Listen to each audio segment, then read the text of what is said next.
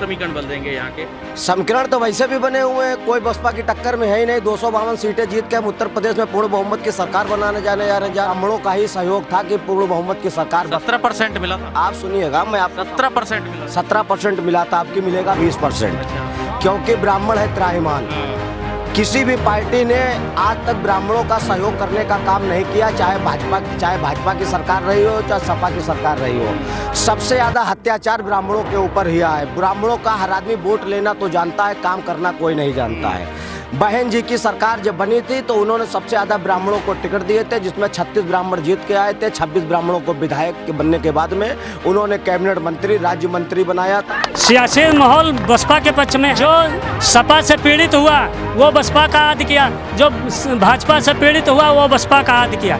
तो पीड़ित किससे? बस बीजेपी से पीड़ित हुए? बीजेपी सपा से दोनों से पीड़ित है। मैं आपको बताना चाहता हूँ, अभी भी हमारे देश की जो मेन जड़ होती है, सच बताऊँ आपको तो जो शिक्षा होती है, एजुकेशन सिस्टम को इसलिए वो किया जाता है, ध्वस्त किया जाता है कि जो है ज़्यादातर जो है लोगों को गरीब बनाया जाए, यानी अशिक्षित लोग, यानी जो मानसिकता होती है ना लोगों की, एक मानसिकता, उस मानसिकता को ब्रेन वॉश कर दिया जाए। चाहे जितना करें मगर बसपा के आगे ना सपा आएगी ना योगी जी आएंगे।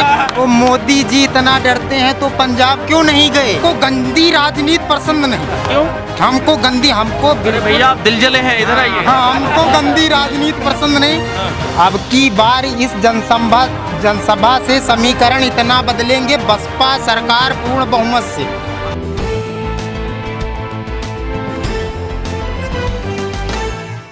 नमस्कार, मैं तेजिंदर और आप देख रहे हैं नेशन टाइम। इस वक्त लखनऊ में मौजूद हूं। अभी बीएसपी प्रमुख मायावती की जनसभा खत्म हुई है और ये तमाम जो लोग हैं ये जनसभा में उनको सुनने यहाँ पहुँचे थे और यहाँ पर अब बाहर मेरे साथ हैं। हम इनसे बात करेंगे कि इस जनसभा के दरअसल सियासी मायने क्या हैं और इस जनसभा के बाद क्या समीकरण बदलेंगे।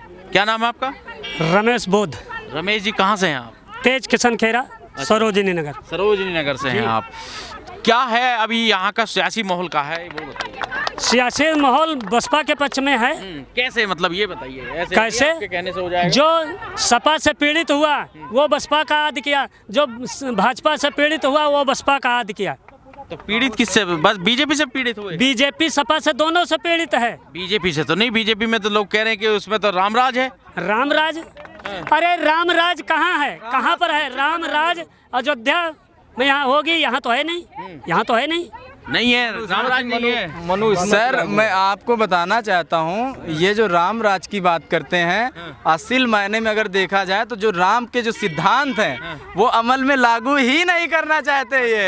ये क्यों नहीं करना चाहते? इसलिए नहीं लागू करना चाहते क्योंकि उससे वोट नहीं मिलेगा, क्योंकि उनको मर्यादा पुरुषोत्तम अगर राम कहा जाता है, अगर महापुरुष हमारे देश की संस्कृति है तो उनके जो एक्चुअली सिद्धांत हैं, जो उनके मूल सिद्धांत है, वो सिद्धांत आप ही समझा दीजिए। नहीं, मैं कहना जिस हिसाब से जो अयोध्या में जैसे कहने का मतलब था कि वो भरत ने उनको जो है सिंहासन दिया हुआ है, वहाँ पर जो अयोध्या के मतलब राम जो है 14 वर्ष के वनवास के बाद आने के बावजूद भी तो मर्यादा पुरुषोत्तम अगर राम कहे जाते हैं तो कुछ ना कुछ उनमें अलग क्वालिटी रही होगी। जैसे अब हमारे बाबा साहब अगर हमारे दिल में बसते हैं, मानवर कांसी राम है, तो उनमें अलग क्वालिटी रही होगी एक आम जनमानस से।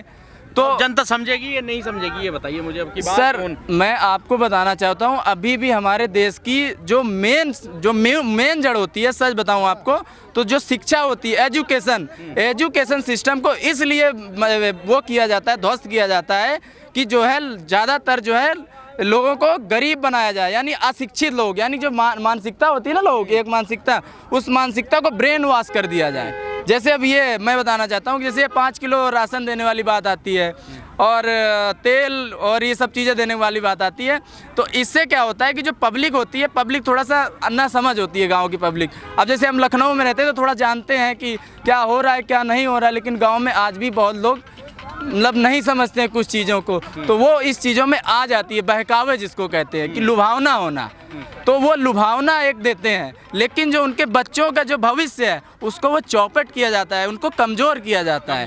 जैसे अब मैं आपको बताना चाहता हूँ, अभी जो है कि केरल के मुख्यमंत्री और उत्तर प्रदेश के मुख्यमंत्री में, वहाँ मत जाइए, हमें केवल यहाँ का सियासी गणित समझाइए।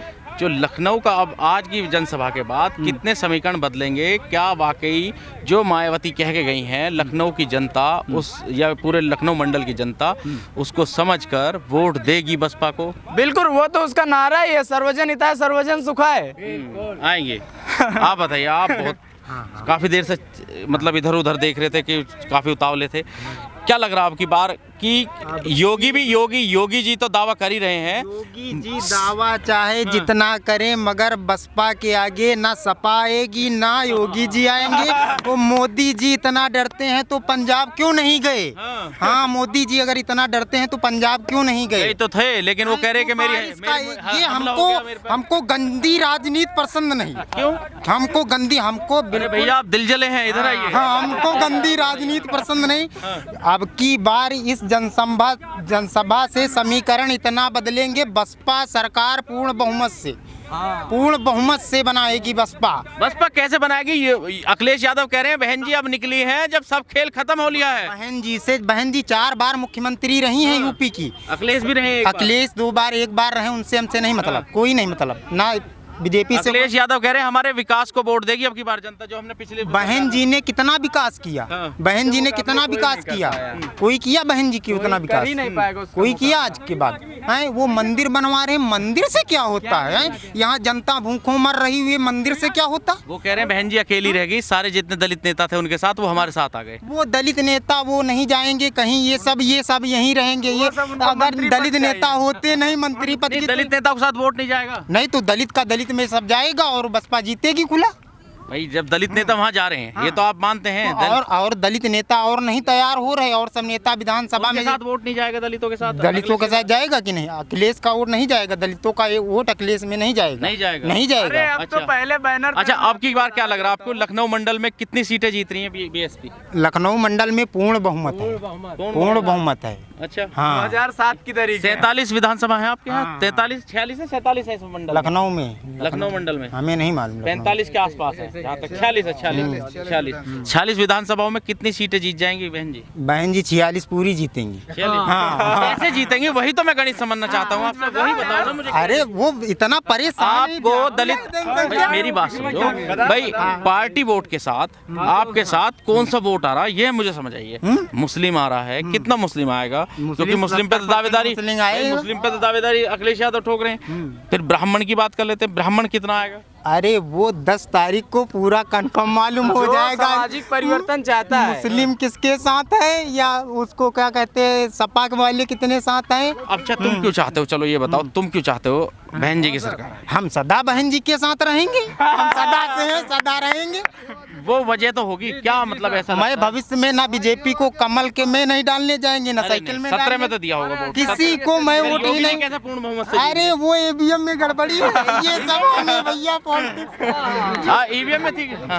हाँ, तुम बताइए भैया कैसे जीत गए? मतलब 17 में कैसे जीत गई बीजेपी? 2017 में योगी जी इस वजह से जीत गए, जो सपा और कांग्रेस का गठबंधन हुआ।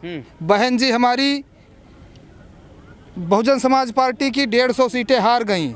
अगर कांग्रेस का गठबंधन न होता, हर विधानसभा में कांग्रेस कैंडिडेट खड़ा होता और अगर 5,000 10,000 वोटें हर विधानसभा से खींच लेता तो वो ना सपा का वोट जाता कांग्रेस के पास और ना बसपा का वोट जाता, सीधे बीजेपी का वोट कटता और हमारी 150 सीटें जीत जाती और 19 विधायक जीते थे, 170 पर पहुंच जाती बहुजन समाज पार्टी और हमारी सरकार बनती। अब भी तो बहुत छोटे छोटे दल सपा के साथ चले गए हैं, तो अब क्या कहोगे? अब तो खासकर ओबीसी पर तो वो ताल ठोक रहे हैं कि सारा ओबीसी हमने इकट्ठा कर लिया और मुस्लिम। छोटे छोटे दल सपा अखिलेश जी ने जो गठबंधन किया है, फिर ये धोखा खाएंगे 2022 में।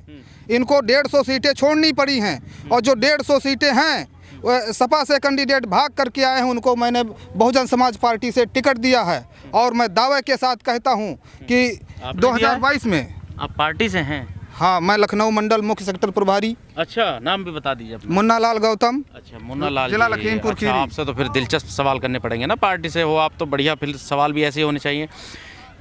आप किस समीकरण के तहत ये पूरा मतलब आपने नैरेटिव एक जो बनाया है अपनी जीत का, वो किस उस पर बनाया, थोड़ा सा ये समझाइए। हम लखनऊ को समझेंगे। लखनऊ में 9 सीट हैं, आप यहाँ का बताइए कौन सी सीट आप जीत रहे हैं और जिन पे आपकी बिल्कुल अच्छी टक्कर है।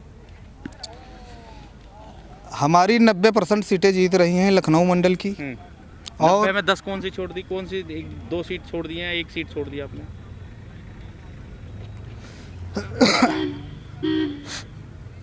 आपको मैं बताना चाहूँगा, चलिए आप मुस्लिम बताइए, आपके मुस्लिम कितनी % आपके साथ आ रहा है लखनऊ में? अगर हम बात करें मुस्लिम 50% हमको मिल रहा है।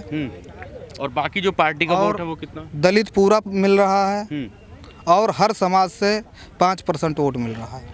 हर समाज से तो टोटल मिलाकर कितना बैठता है आपका, जो अगर यहाँ कर जीत का जो आंकड़ा है वो कितना बैठ जाता है? उत्तर प्रदेश में बात कर रहे हैं। लखनऊ की बात कर रहे हैं। लखनऊ में 46 सीटें हमारी हैं लखनऊ मंडल की, और 46 एक नंबर पर लड़ रही हैं। और आगे 14 तारीख को ये पता चल जाएगा, 14 नहीं 10 तारीख को, 10 तारीख को 10 मार्च को पता चल जाएगा हमारी सीटें सारी की सारी जीत रही। चलिए ठीक है, आपसे बात कर लेते हैं। आप बताइए, क्या आज की जो जनसभा हुई है इसके बाद कितने समीकरण बदल देंगे यहाँ के? समीकरण तो वैसे भी बने हुए हैं, कोई बसपा की टक्कर में है ही नहीं। 252 सीटें जीत के हम उत्तर प्रदेश में पूर्ण बहुमत की सरकार बनाने जा रहे हैं। आप लाए हैं सही आंकड़ा, बहन जी नहीं बताती आंकड़ा, लेकिन वो कहती है सरकार बनाएंगे, आप लाए 252 का आंकड़ा। 252 से जीतने जा रहे हैं। दूसरी बार लखनऊ मंडल हमारा जो है सन 2007 में भी जीता था और सन 2022 में भी हम जीत के ही लेके आएंगे। और आपने पूछा था लखनऊ में कितनी सीटें जीते? क्या नाम है आपका? ये हमारा नाम नीलकमल वाजपेयी है। मैं जिला प्रभारी हूँ बहुजन समाज पार्टी से और जिला सचिव हूँ हरदोई से। अच्छा हाँ, अब ये बताइए मुझे कि ब्राह्मणों को वोट कितना मिल रहा है? बोलिए, हम बताएंगे आपको सब। ऐसा है, सन 2007 में जब हमारी सरकार बनी थी तब ब्राह्मणों का ही सहयोग था कि पूर्ण बहुमत की सरकार 17% मिला था। आप सुनिएगा, मैं आपको 17% मिला, 17% मिला था, आपकी मिलेगा 20%। अच्छा। क्योंकि ब्राह्मण है त्राहिमाम। किसी भी पार्टी ने आज तक ब्राह्मणों का सहयोग करने का काम नहीं किया, चाहे भाजपा की सरकार रही हो, चाहे सपा की सरकार रही हो। सबसे ज़्यादा अत्याचार ब्राह्मणों के ऊपर ही है। ब्राह्मणों का हर आदमी वोट लेना तो जानता है, काम करना कोई नहीं जानता है।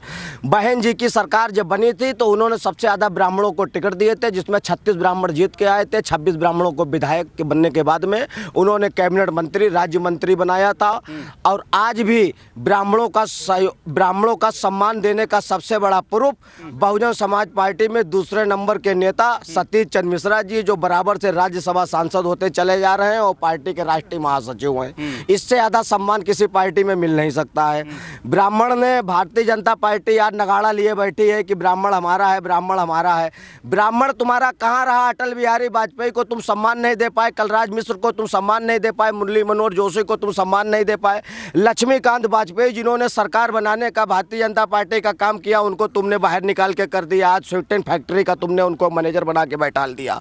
दिनेश शर्मा को भूल गए? दिनेश शर्मा कोई पंडित हैं? उनको पंडितों में गिनते हो? आज तक उन्होंने कितने पंडितों के लिए काम किया हमको बताइए। प्रोफेसर हैं, प्रोफेसर शर्मा जी तो हैं। अरे फिर वही बात कर रहे हो। खरगोश को अगर तुम माला पहना के शेर बताओगे तो खरगोश खरगोश रहेगा, शेर कभी नहीं बन जाएगा। ये आप ध्यान रखिएगा। अच्छा। हाँ, भारतीय जनता पार्टी का मतलब आप समझ रहे हैं, भाजपा, ये भाज गई, इसका कुछ भी नहीं रहा।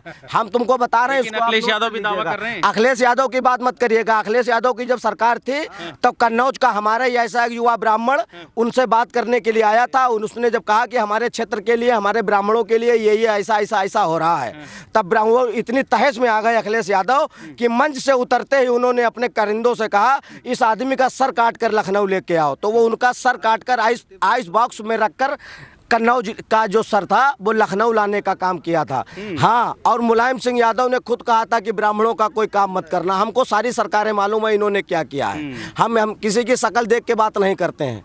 इन्होंने ब्राह्मणों के लिए कितना काम किया आप हकीकत में आप खुद जानते हो, जनता के बीच में रहते हो। अच्छा ये बताइए, ब्राह्मण चाहता क्या है, मतलब कैसी सरकार चाहता है अपने अकॉर्डिंग? अगर वो सोचता है कि एक दिमाग में जो एक मेंटलिटी है ब्राह्मण की, वो कैसी सरकार चाहता है? उसको सम्मान मिले, उसका काम न रुके, उसको कहाँ पद मिले, वो कैसी मतलब चाहता है सरकार? ब्राह्मण तख्त और ना ताज की सहूलियत रखता है। ब्राह्मण कभी राजा बनने की चेष्टा नहीं रखता है। ब्राह्मण ने जो है चंद्रगुप्त मौर्य जैसों को राजा बना दिया। अगर ब्राह्मण चाहता तो सदैव राजा रहता, क्योंकि राजनीति के रचयिता आचार्य चाणक्य जी के वंशज ब्राह्मण हुआ करते हैं। राजनीति किसी से हमको सीखने की जरूरत नहीं है। हमने सदैव हर बिरादरी को आगे बढ़ाने का काम किया। मैंने सर्व समाज की बात की, और सर्व समाज की बात ही ब्राह्मण करता है, क्योंकि ब्राह्मण का काम है, चाहे ठाकुर हो, चाहे पंडित हो, चाहे बनिया हो, चाहे कहार हो, काछी हो, वाल्मीकि हो, कोई भी हो, हम जिसके यहाँ जो भी हमको सम्मान पूर्वक बुलाता है, हम उसके घर जाते हैं, उसके घर का खाते हैं, उसी का हम तो सर्व समाज का ही हित चाहते हैं। क्योंकि कहा है कि जनता के हित साधन में सर्वस्व समर्पण कर दूंगा, और मिला साथ सर्व समाज का तो सारा इतिहास बदल दूंगा। ब्राह्मण इतिहास बदलने आया है। भारतीय जनता पार्टी को गाय ने चर लिया है, मैं तुमको आज बता रहा हूँ। आज भारतीय जनता पार्टी ने गाय को चर लिया है। ये गाय को माता बताते हैं, सांड को कहीं बाप नहीं बताते हैं, उनके बाप ब्राह्मण खड़े हुए हैं। चलिए, तो ब्राह्मण शंख बजाएगा और हाथी लखनऊ जाएगा।